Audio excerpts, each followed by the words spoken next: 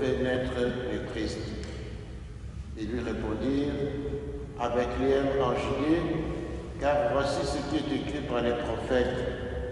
Et toi, Bethléem, terre de Juda, tu n'es certes pas le dernier parmi les chefs de Juda, car de toi sortira un chef qui sera le berger de mon peuple Israël.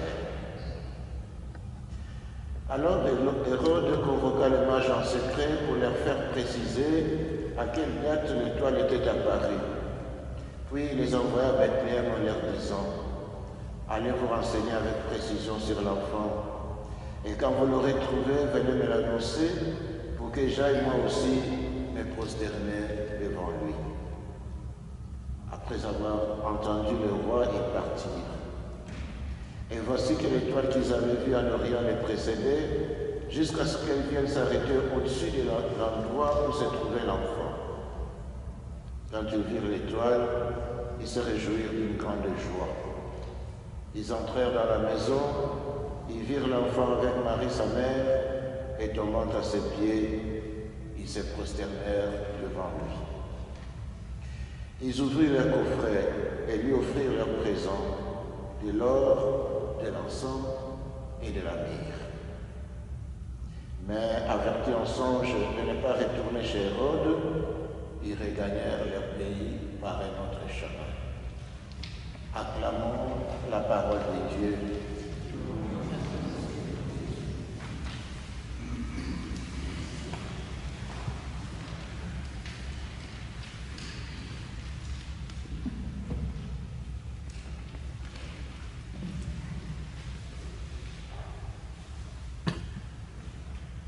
Mes bien-aimés sœurs et frères,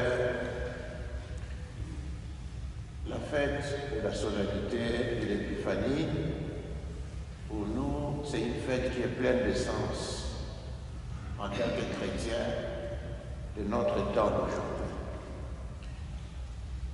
Et pour notre méditation, nous partons d'abord de quelques personnages qui sont cités dans cette histoire de la visite des mages. Il y a d'abord les chefs religieux d'Israël et les scribes. À la question des mages de savoir où devait naître le Messie, les chefs religieux et les scribes répondent sans hésitation que le Messie devait naître à Bethléem. Ils répondent sans hésitation parce qu'ils ont la connaissance des Écritures.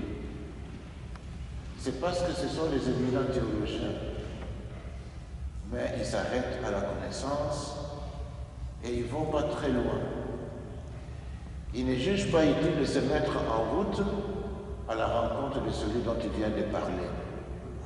Ils restent figés et enfermés dans leur certitude. Il y a un deuxième personnage, c'est les mages, qu'on appelle parfois les rois, qu'on appelle parfois les astrologues. De leur côté, les mages, qui sont des païens, ils cherchent la vérité, ils se renseignent. Et quand on leur indique une orientation possible pour trouver cette vérité, ils reprennent leur route, ils reprennent le chemin et ils continuent la recherche. Entre les chefs religieux, les scribes et les mages, nous pouvons nous insérer, nous, aujourd'hui, nous qui sommes dans cette église maintenant.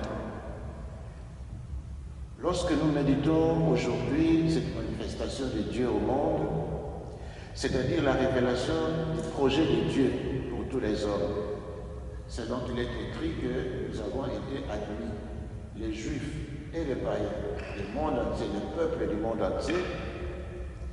Qu'est-ce que nous pouvons faire à notre tour? Comment est-ce que nous pouvons accueillir cette recherche à notre tour? Est-ce que nous faisons comme les chefs religieux et les scribes?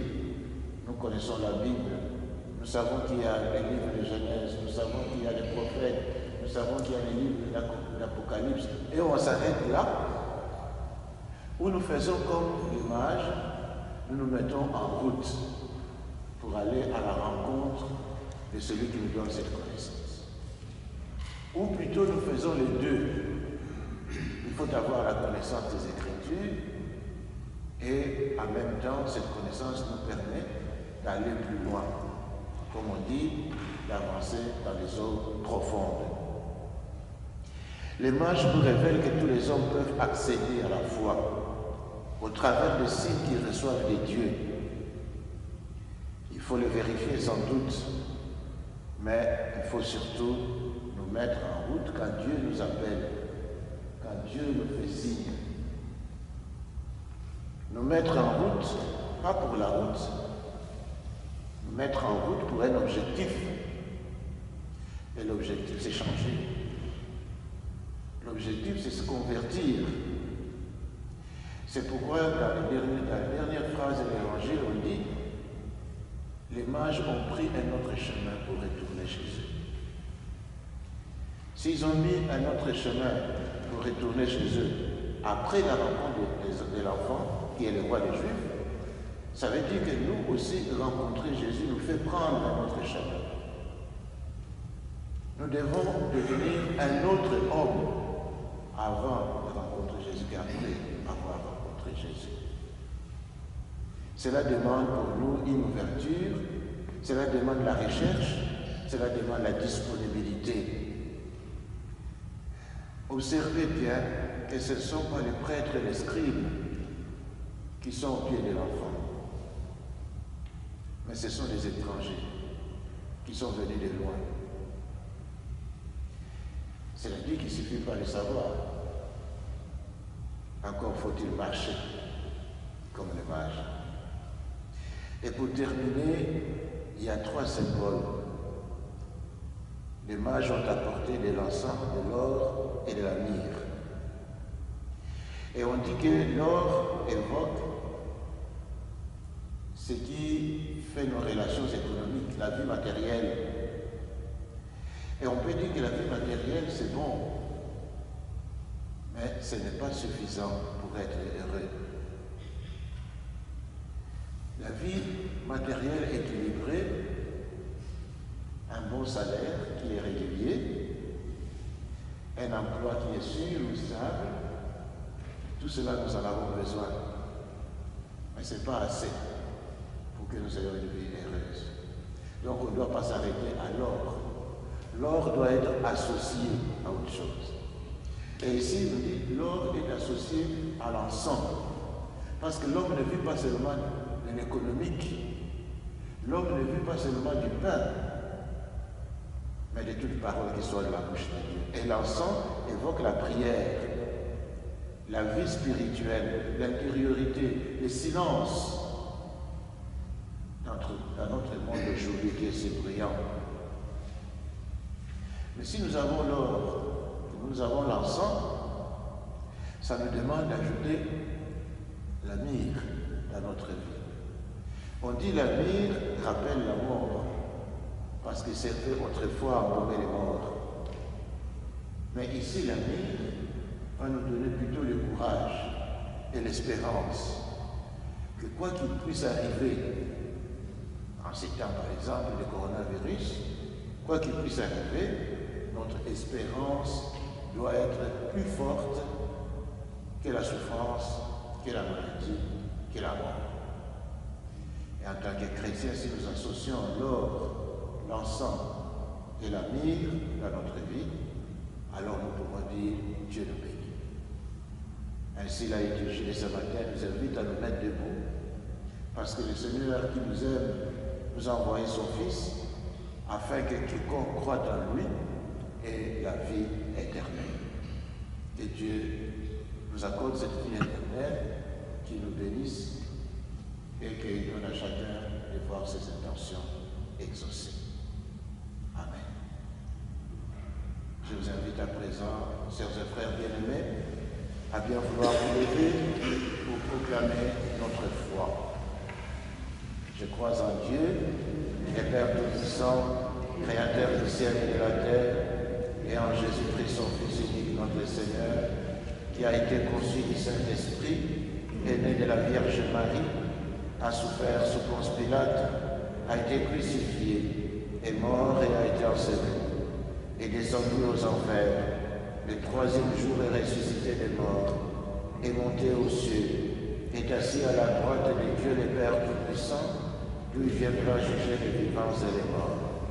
Je crois en l'Esprit Saint, à la Sainte Église catholique, à la communion des saints, à la rémission des péchés, à la résurrection de la chair et à la vie éternelle. Amen. La naissance du Christ a apporté au monde une lumière nouvelle, symbolisée par l'étoile de Bethléem. Demandons au Seigneur qu'il fasse lever la lumière de son amour sur notre monde. Prions le Seigneur pour les églises d'Afrique, qu'elles témoignent fidèlement de la lumière du Sauveur à ceux qui ne connaissent pas encore le message de l'Évangile.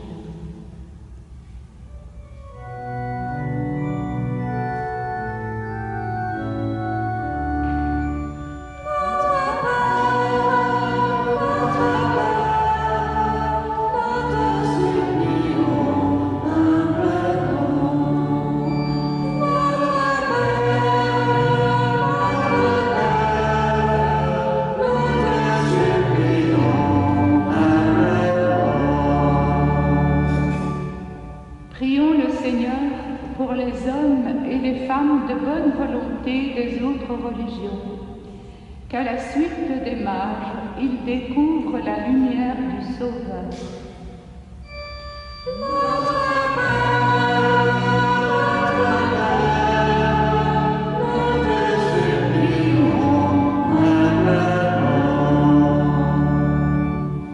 Prions le Seigneur pour les enfants abandonnés, les enfants abusés, les enfants soldats. Que la lumière du Christ les rejoigne et qu'ils trouvent le soutien dont ils ont besoin.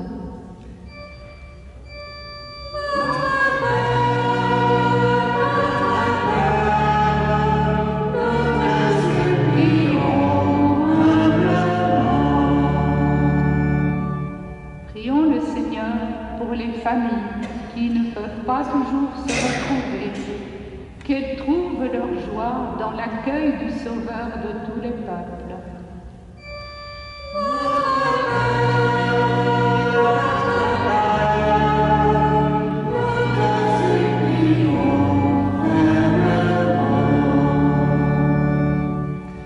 Dieu qui nous envoie ton Fils comme lumière pour toutes les nations, éclaire notre monde de ton amour et accueille favorablement les prières que nous venons de t'adresser par Jésus le nouveau-né de Bethléem, qui règne pour les siècles des siècles. La collecte de ce dimanche est destinée aux jeunes églises d'Afrique.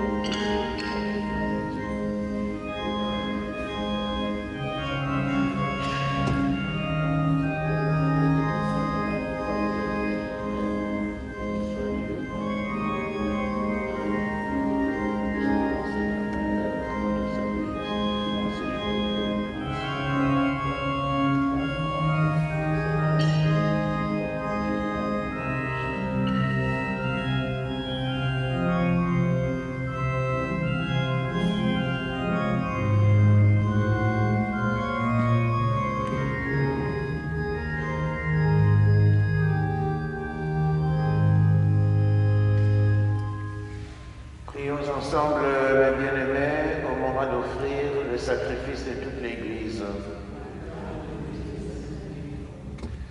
Regarde avec bonté, Seigneur, le don de ton Église, qui ne t'offre plus ni l'or, ni l'encens, ni la myrrhe, mais celui qui s'est présent devenu, qui s'immole et se donne la nourriture, Jésus le Christ, notre Seigneur, lui qui vit et règne pour les siècles des siècles. Le Seigneur soit avec vous. Élevons notre cœur. Rendons grâce au Seigneur notre Dieu.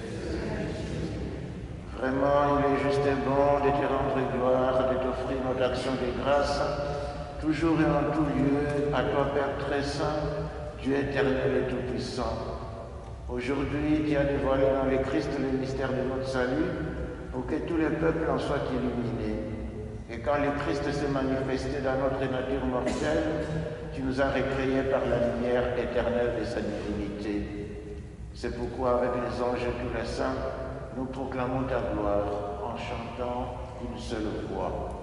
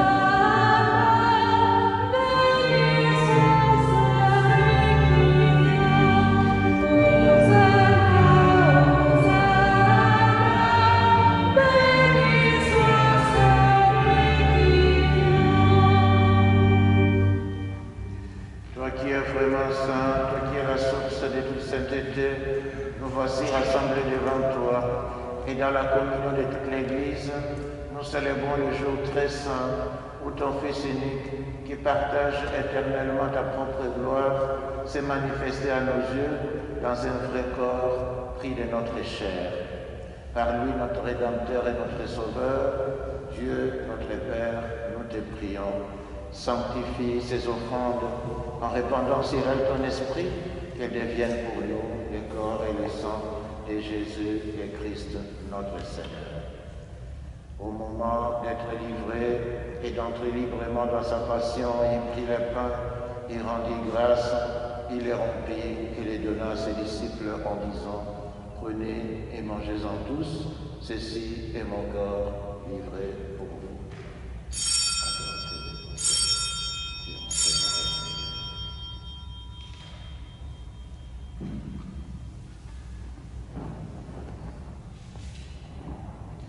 De même, à la fin du repas, il prit la coupe, de nouveau il rendit grâce, et la donna à ses disciples en disant: prenez et buvez-en tous, car ceci est la coupe de mon sang, le sang de l'alliance nouvelle et éternelle, qui sera versé pour vous et pour la multitude en rémission des péchés.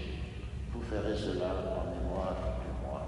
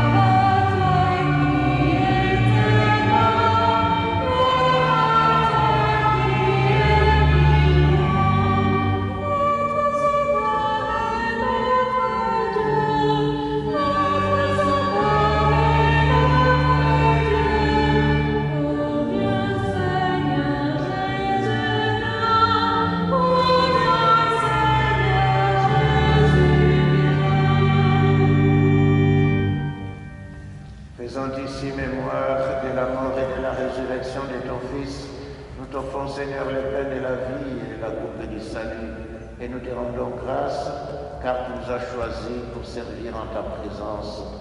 Humblement, nous te demandons qu'en ayant part au corps et au sang de Christ, nous soyons rassemblés par l'Esprit Saint en un seul cœur. Souviens-toi, Seigneur, de ton Église répandue à travers le monde. Fais-la grandir dans ta charité, avec le pape François, avec notre évêque Guy et tous ceux qui ont la charge de ton peuple. Souviens-toi aussi de nos frères qui se sont endormis dans l'espérance de la résurrection et de tous les hommes qui ont quitté cette vie. Reçois-les dans ta lumière auprès de toi. Sur nous tous, enfin, nous implorons ta bonté, permets qu'avec la Vierge Marie, la bienheureuse Mère de Dieu, avec les saints apôtres, les saints martyrs, Saint Barthélemy et les saints de tous les temps qui ont vécu dans ton amitié, nous ayons part à la vie éternelle et que nous chantions ta louange par Jésus-Christ, ton Fils bien-aimé.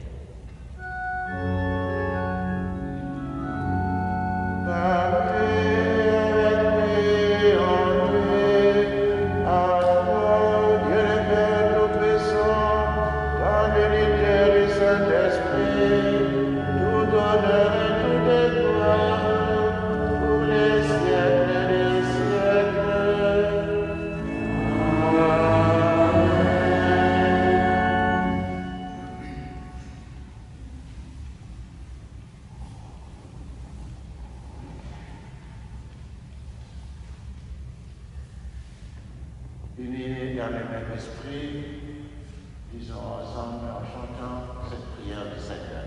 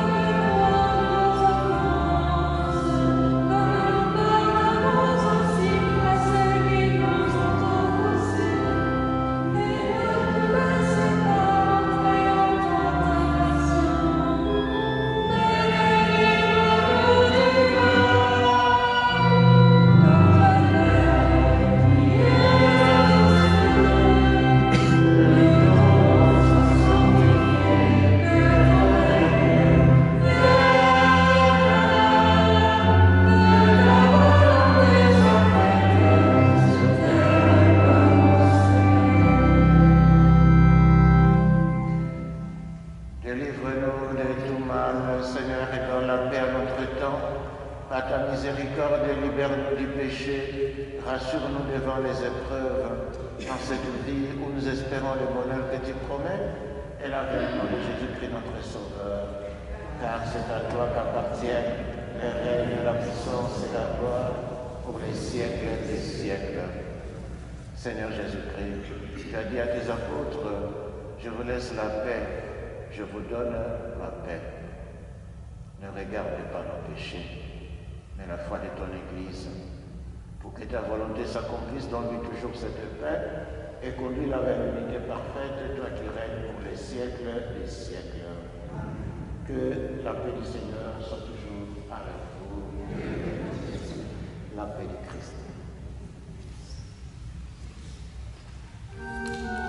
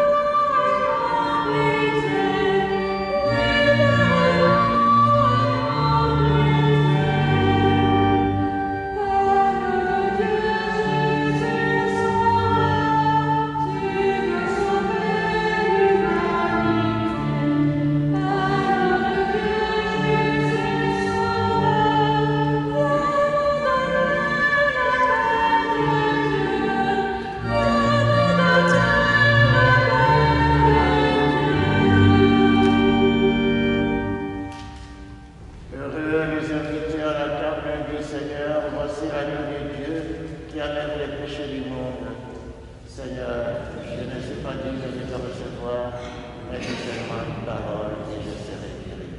Que le corps et le sang de Christ nous gardent pour la vie.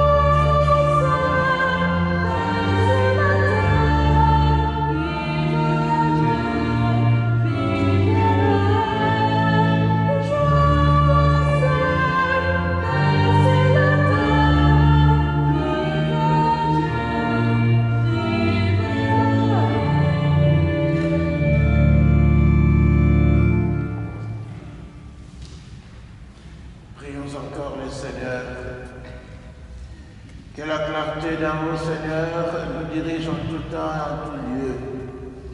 Et puisque tu nous fais communier à ce mystère, puissions-nous désormais le pénétrer d'un regard pur et l'accueillir dans un cœur plus aimant par Jésus, le Christ, notre Seigneur.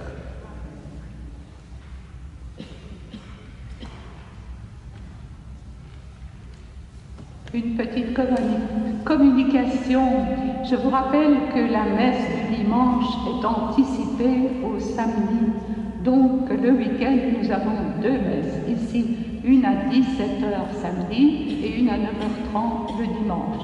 Donc si deux personnes ont la possibilité de venir le samedi à 17h, je vous demande de bien vouloir le faire. Et enfin, pour les personnes qui n'étaient pas là le 1er janvier, au nom de la paroisse, je vous présente tous nos vœux pour une année sereine, on va dire ça, meilleure, c'est peut-être un rêve, mais en tout cas, la foi et l'espérance nous accompagneront, j'en suis sûre, pendant toute cette année nouvelle.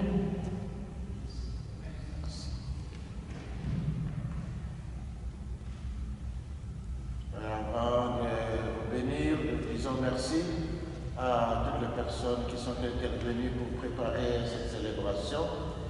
Par les temps qui courent avec la maladie, le froid et tout ça, il y a des gens qui travaillent pour que l'église soit propre.